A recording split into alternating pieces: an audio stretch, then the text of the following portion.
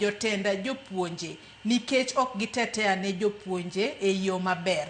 Aluotwa kan umoja enako. Mago mana moko kuom ote manyakwara Ramogi Ajwang' chwalonwa moko kuom gibende seyo riwruoge mag jopuonje kaluwore kod pogruok ma giwacho nosebedo ogisebedo ka gitetea ne jopuonje e yo makare. Kata kamano kapok wabire mane walose wacho kumba mar thieth mag jopuonje. Opollo. Maybe kapok wadhi kumba mar thieth. Nitiere ote moro ma nyaka respond. Engineer Lazaro is a great guy. Osebedo ka follow these issues. But nitie kama nyaka wa correct. Number achiel, Sirkal ne ok opogo unions mag jopuonj. Interest mar jopuonj ema nomiyo gi form their unions differently. Ingeni initially ne wan gi NAT. To NAT ne bedo represented most of the time ni doka jopuonj yo primary ema ne represent NAT.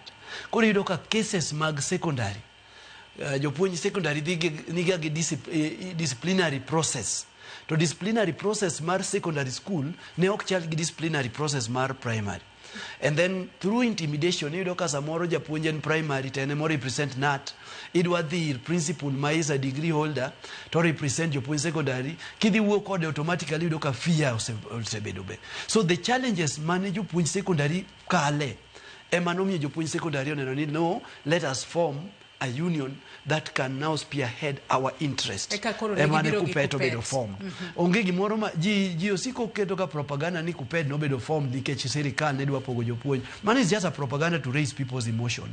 But jopuonj ma why in the present in the profession by that time bro nyisi the challenges mane gi go through mane gi kale manomiyo gi form the union. Apani by that time kata Engineer Lazaro ne pok onyuol. So he should be educated that we are not here because they were divide each other.